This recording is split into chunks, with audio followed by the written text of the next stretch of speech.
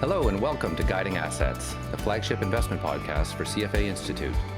In this episode, I'm joined by Dr. John Hulsman. Dr. Hulsman is the president and managing partner of John C. Hulsman Enterprises, a prominent political risk consulting firm.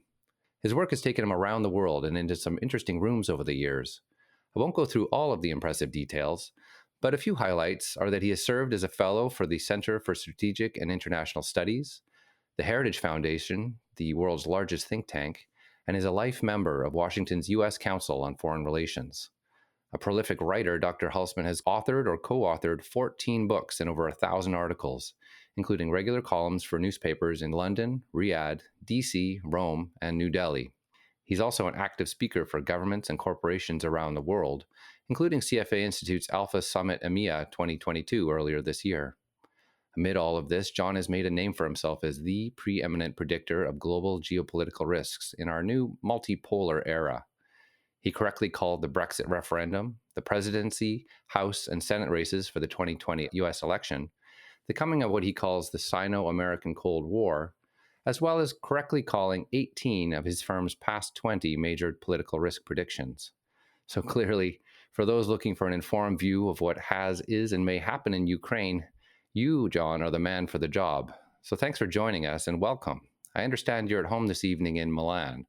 Buona serata. Bene. Great to be here, Mike. So as you might have guessed, our listeners are really interested in your views on the war in Ukraine. But before we get to the current situation, though, I'd like to go back a ways. It's a big question, I know, but how did we get here? What did the pundits get wrong about Putin's capacity to wage war? And what's his end game? Well, I think that's it. To understand where we're going, we have to know where we've been and we have to learn some history. And one of the problems, I think, is that we get too cynical and people tend to mean what they say and say what they mean. And Putin said when he came to power, somewhat surprisingly, back in 1999, that the collapse of the Soviet Union was the greatest geostrategic tragedy of the 20th century. Well, let's think about that for a minute. The blood-stained 20th century, which had Stalin, Mao, World War I, World War II, and the greatest tragedy of them all was the collapse of the Soviet Union. Sounds very odd to Western ears, but he means it because Putin made his name as an up-and-coming KGB officer in Eastern Germany. And at that time, he was treated with great respect. The Soviet Union was one of two superpowers. And even if it wasn't loved, it was certainly feared and taken seriously. And then in the chaotic 1990s, Boris Yeltsin came in Putin's view, the bad czar who gave everything away and left the Soviet Union merely Russia. He himself a shambolic, kleptocratic, fairly drunken figure who was humiliated time and time again. And Russia became a mendicant on the international stage. And Putin's whole career since coming to power, again, rather unlikely scenario in 1999, has been to make Russia great again. His great hero is Peter the Great, and he's gone back to that old czarist playbook. And what happens when Russia's strong has been the same for the last 400 years. Russia assembles a series of satellite countries in front of it that tend to be beholden to it. And then if it's attacked, as it was in the 18th century by Charles XII of Sweden, in the 19th century by Napoleon and the Grand Armée, and in the 20th century by Hitler, the Russians trade land for time. They give up control of these satellites slowly. The advancing army comes into the vast steppes of Russia, and then the Russians let time and winter save them. And this has been their strategic defense for 400 years and has worked very well. And so Putin has gone back to trying to reassemble this satellite series of countries in front of him. In 2008, he intervened decisively against Georgia, making it, in effect, a mendicant of Russia. In 2021, he intervened decisively in the Armenian-Azerbaijani civil war, this time as the peacemaker, but became the dominant figure in the Caucasus.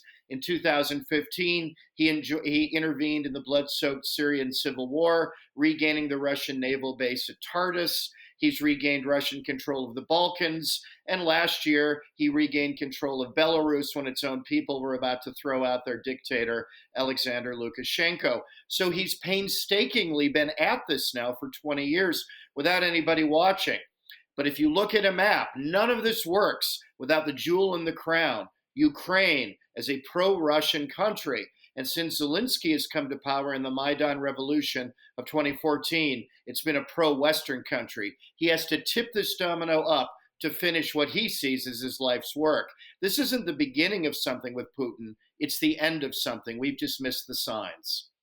I think there's a certain schadenfreude in Western media around the impounding of luxury yachts and homes of Russian oligarchs. But beyond those headlines, John, how effective do you think those sanctions will prove in applying pressure to Putin? And is there a risk that it backs him into a corner? I think let's start with the last question, Mike, because this is a key to going forward in policy and political risk. There are two risks. There's a Scylla and a Charybdis, and you have to avoid, as Odysseus did, both sea monsters here. The Scylla, the first sea monster, is to do too little. You then embolden the aggressor to do more. And indeed, part of the problem is that Putin, after 2014, when, as you say, he intervened, he annexed Crimea, the southern part of Ukraine, without any opposition, with a little bit of Western grumbling, but literally not much going on at all. And so he thought, why should the response be any different this time?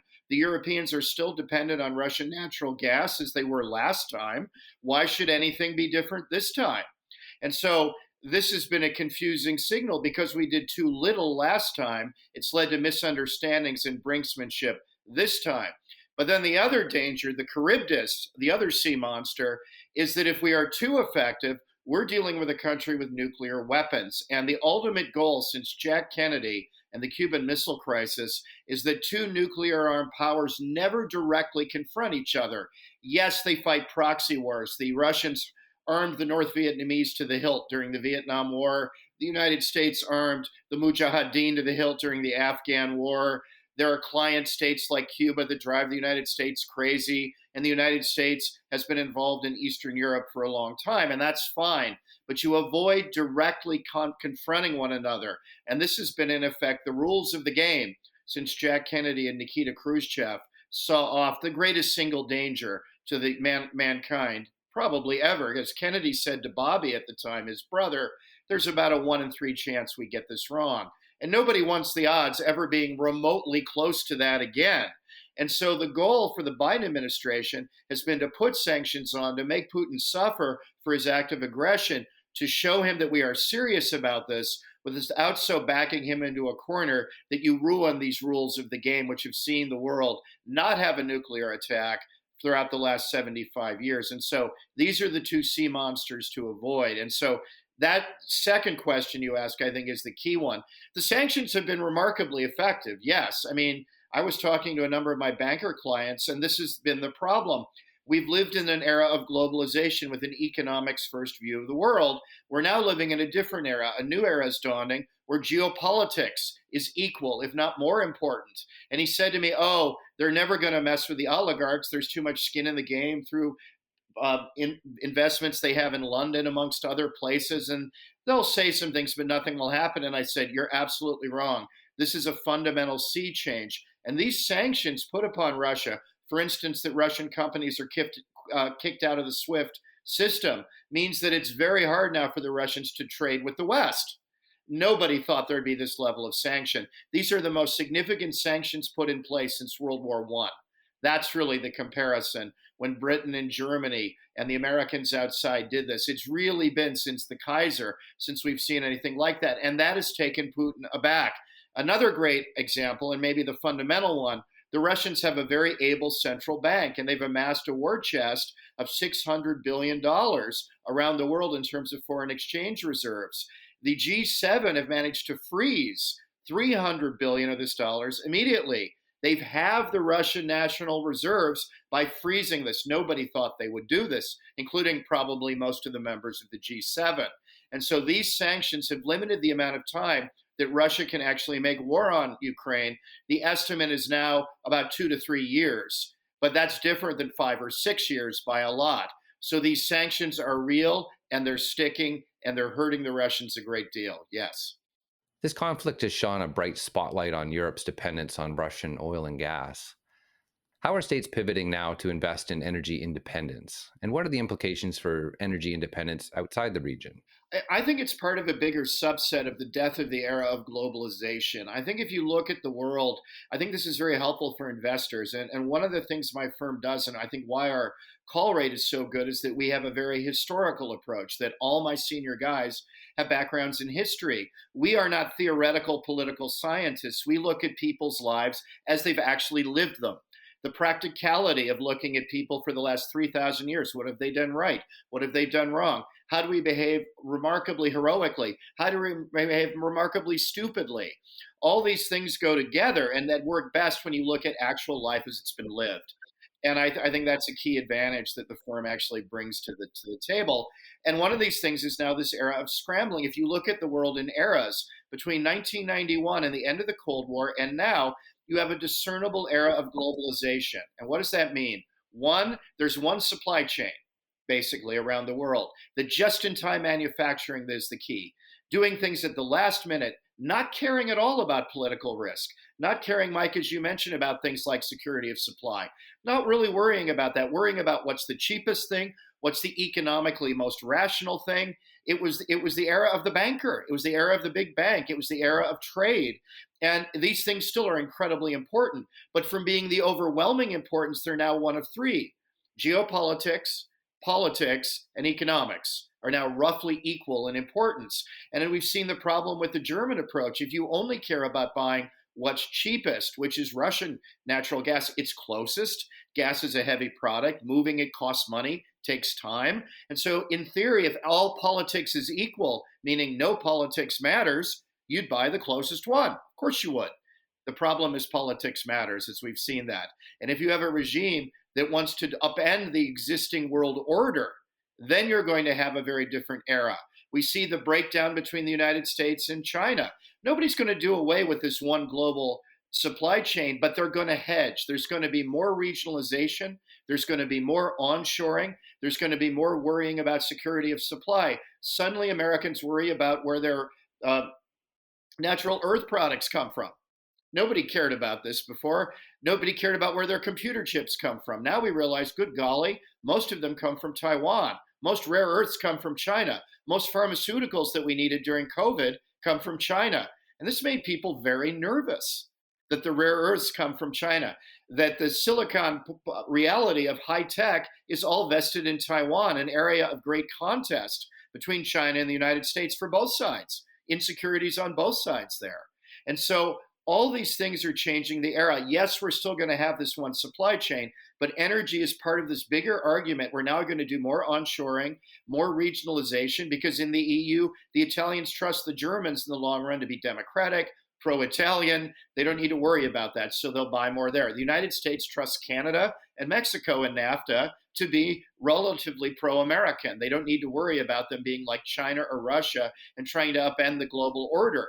The Chinese are doing the same thing. They're looking to neighbors to do more trade with. So you have this regionalization, you have onshoring, because security of supply and safety suddenly matter. And energy is part of this. But I think one way for investors to look at it and our audience to look at it is this is the end of the era that began in 1991 and is ending now in 2022 with COVID and Ukraine. They're the two killer blows of this era. And we're now living in an era where political risk is very much on.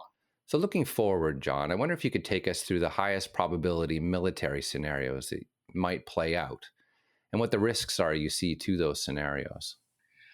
Can I go back one step and talk about where the Russians failed and then what they're doing? I'd like to do that in this answer because I think it explains, again, the history explains it.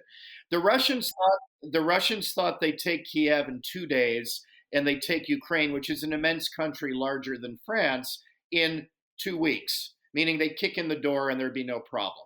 That's what they thought. Putin made three basic mistakes and as to why this didn't happen. One, his plan was way too complicated.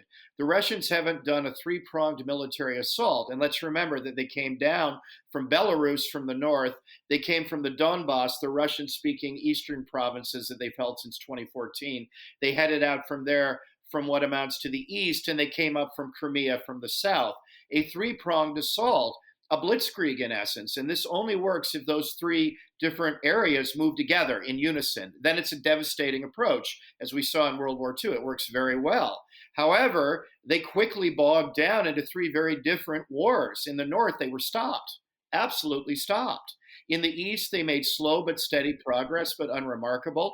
And in the South, and you don't hear this in the Western press enough, they made pretty good progress. They did rather well. So you have three totally different outcomes, meaning there's no coordination. And worse, the Russians had no one general running everything. They've rectified this era. Now they put in a very effective and ruthless commander named General Alexander Dvornikov, who made his name in Aleppo, bombing Aleppo under the ground and helping Assad retain power in Syria. He's now come in to coordinate, but up until now, they've had three separate commanders. Very hard to coordinate. We couldn't get three of us to agree on an ice cream flavor. And to expect them to coordinate military policy is kind of hard. And it didn't work. So this was error number one, was just military mistakes. And two, Ukraine is actually a country. I mean, Putin wrote a very long essay. Again, you have to read him and believe that he means what he says. Whether he's right or wrong is secondary. And he said, look, Ukraine in essence is part of Russian culture, and it's a province of Russia. And it always has been. And they're not going to fight for Ukraine if we were to invade. He said, Eastern Ukrainians, and I've been there many times, speak Russian.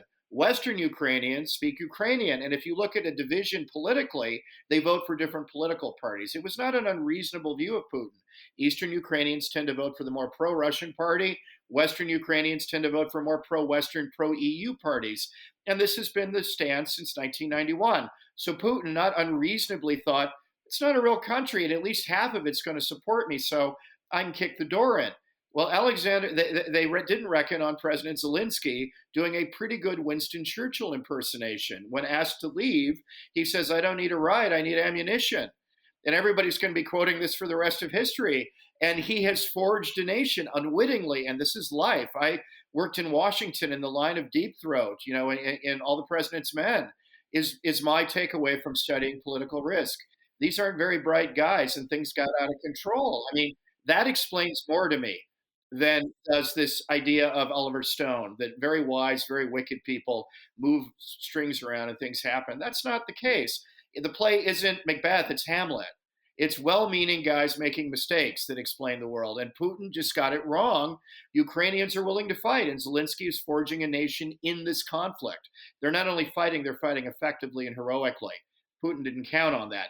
And then third, the point, Mike, you brought up already, which is about sanctions. He, again, not stupidly, thought the West isn't going to do very much, not seeing that we did indeed see this as an egregious assault to the established order, and that we would indeed work together. You now have Europe fully back on side in the American camp when it was very much drifting away before this. And this has been a gigantic change. So on all three of these points, he's been wrong.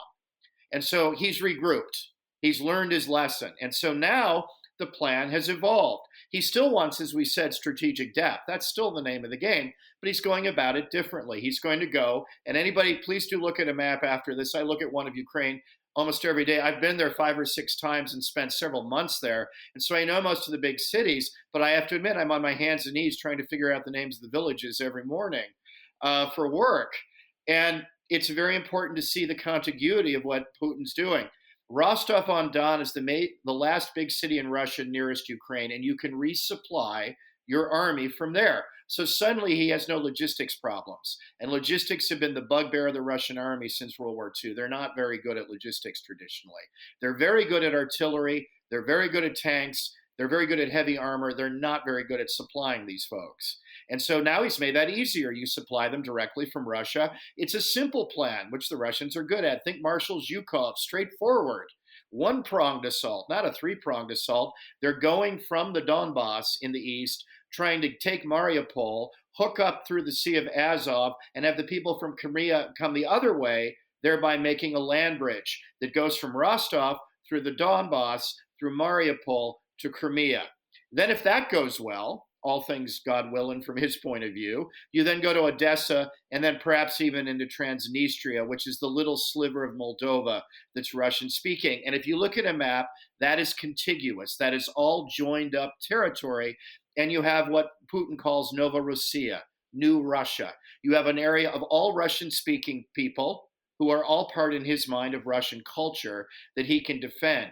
The advantage of doing this is you've cut off Ukraine. A rump Ukraine survives, but it's landlocked. It's now cut off from the sea, from trade, from prosperity. And you have a Russia that now expands one way or the other along the Sea of Azov, along the Black Sea to Crimea, and that's now all linked to the ocean. And so they're outward looking. They get the benefits of having ports, which are the key geostrategically to everything. And you have a Ukraine, but a weak rump state that doesn't have much economic wherewithal. That's the game plan. The other advantage he has is that the terrain is better in the south. The ground is harder. There are fewer forests. There are more roads, so the tanks don't all get caught in one road, as we saw over and over again in the north. The problem for him is he's got to break out, though. Let's remember, as you pointed out, Mike, that they've been fighting since 2014 there anyway. There's trench warfare, low level, low intensity conflicts since Putin took most of Luhansk in 2014, one of the provinces, and a little bit of Donetsk. He needs to finish through Donetsk and then break out to Mariupol. That's the plan. But there are trenches there. If the armor can break out of the trench warfare, then he's on to a winner, and he can actually do a pincer movement and cut off the Ukrainian army there. But if he doesn't break out, and again, the trenches are very good, they've had 8 years to build them. If the trenches remain, he will be stalemated very quickly. He's still moving full forces around. They have not gone into their full attack mode yet. That will come in the next week to 10 days, probably. But we'll know in the next 3 or 4 months if he breaks out. If he breaks out, there's room to run with the tanks and the artillery. But he's got to break out, and the Ukrainians are aware of that. If they hold firm, there'll be a stalemate very quickly. So there will be a dramatic change in fortune in, say, the next 2 months. We'll know. Let's turn to the implications of the war on the politics of the broader region. So, what does this mean for future NATO or EU memberships for Ukraine and other contiguous countries? I mean, in a way, and by the way, our firm's estimation is he's not successful. We think the Ukrainians will hold. I want to say we do have to consider both options. As always with businesses, they're percentages, and we do that like the intelligence people and businesses. We speak in percentages. We strongly think there's about a 70% chance that Ukraine holds on, a high chance, not 100, but 70, a good number. But if the Russians were to be successful and break out and have Novorossiya and get to Transnistria, which would be the most they could possibly do. Of that, there's a much lower chance, but let's say they do that. I think the odds are incredibly great that the rump state is accepted into the EU. I think the idea that the Russians get away with this isn't really going to help them. I think that I think in a way it almost doesn't matter anymore. I think our takeaway is the geopolitical outcomes are already baked into the cake, regardless of what happens.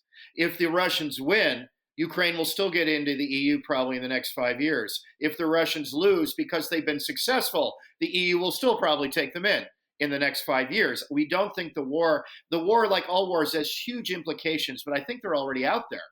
One of them is that Ukraine will be accepted in the EU. The other is that it will not be accepted into NATO. Zelensky's already said he doesn't even want to join. There can never be a deal with the Russians on anything if they join. He doesn't need to join. What he wants are security guarantees by the West. Well, that's joining NATO by the back door anyway. If you've got a security guarantee from the United States, in essence, you have a NATO guarantee. Which they're seeing now in action, right? With all of the support that they're receiving from the West. Exactly. And so I don't really think that matters. What's happened because of this, though, is a number of fundamental and profound things in the world. One, Russia is now firmly in the Chinese camp, and they were not before. They were flirting with the Chinese. They tilted toward the Chinese, but they weren't there. And the problem was basically what I call the Batman problem. Somebody has to be Batman and somebody has to be Robin, and nobody wants to be Robin. And this broke up the alliance in the Cold War. Mao was willing to be Robin when Mao was Batman, but he wasn't willing to be Robin for Khrushchev. Who's this Khrushchev guy? And so they broke up the alliance because he saw China's growth potential. Why should we be second banana to these guys? The Russians could only work in an alliance with China if they were Robin. China's easily the superpower, infinitely bigger economy, infinitely more important in trade patterns around the world. All Russia trades is energy and weapons. That's it. Russia's GDP is smaller than the state of Texas. And it's a great power, but a declining one. And so it has to be Robin, and Putin didn't want to be Robin because he's a great Russian nationalist. I mean, I absolutely understand. There's a reason he has that picture of Peter the Great on the horse. That's his view of himself. And so he's popular in Russia because he's not Robin. Now he has no option. He's been humiliated by not winning immediately. He's a pariah internationally. And his only option, as you said rightly about gas, but even more geostrategy, is to go to China, but very much as the junior partner. So the Batman problem has been solved on China's terms, and that's an outcome of the war. Secondly, Europe, which was flirting with neutralism too from the United States, now is firmly back in the American camp. You had under Merkel kind of an isolationist, mercantilist view that the energy policy symbolized, that they didn't want to be too hard on the Russians in 2014 because they got all their energy there. And they didn't really want to spend money on defense. Better the Americans do that, and they free rode off them while disagreeing with them. And the Americans put up with this, but nobody was very happy about it. And China's the largest trading partner with Berlin, as they point out to me every time I go there. So were they really committed, Atlantis, spending 1.3% of money on defense? No, they weren't. And they were heading more and more to this German mercantilist, neutralist position. The French were Gaullists, which is a long-standing French position, and the Italians were Atlanticists. You got a whole lot of nothing at the European level. If you have three foreign policies, it means you have none. And that's what they had, a Tower of Babel. Well, that's not happening anymore. Now everyone is firmly back in the camp. No one argues that NATO matters anymore. Everybody accepts that NATO matters now. Because life insurance doesn't seem very important until there's a tsunami. Then you care.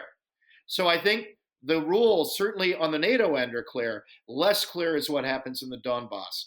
But if Putin were to win, that would be that. It would stop then at Transnistria. And if the Ukrainians are to win, I think it's more of an open issue. But certainly the Ukrainians aren't going to invade Russia proper, even if they did retake the Donbass. There are limits to how far they would go.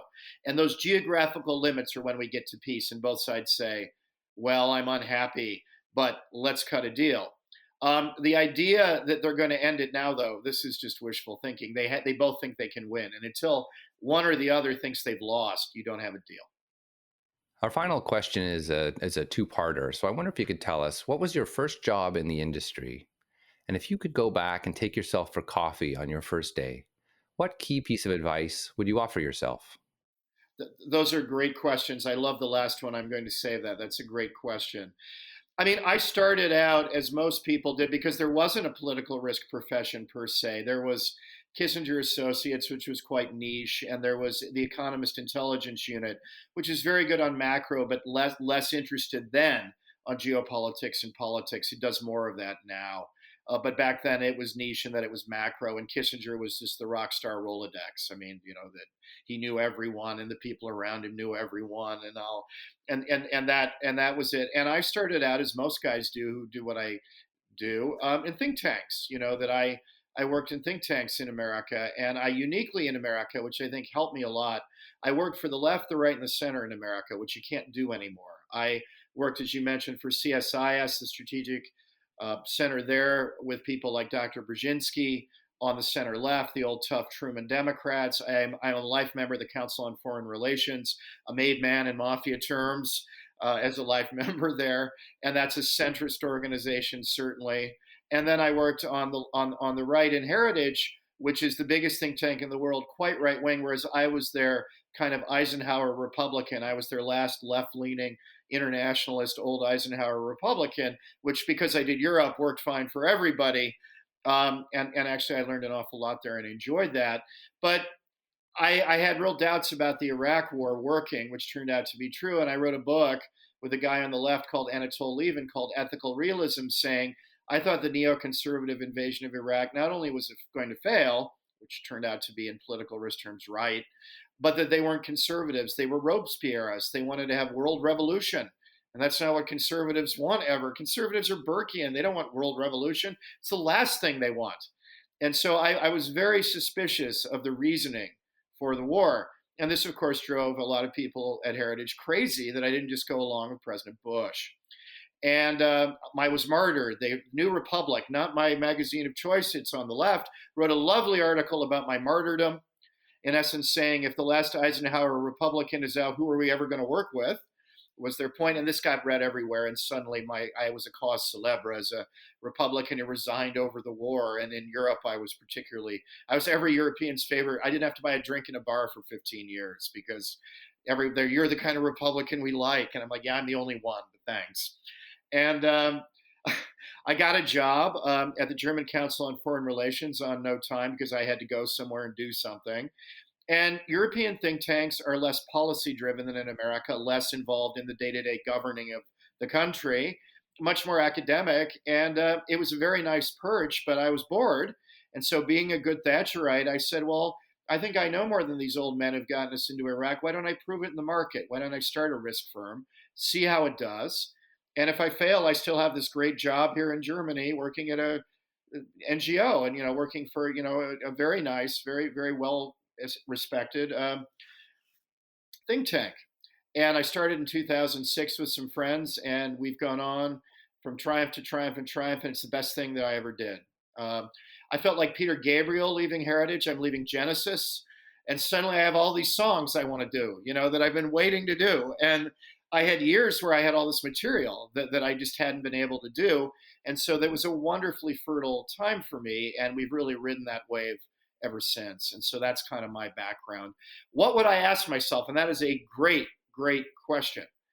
I'd say two things to myself which sound contradictory.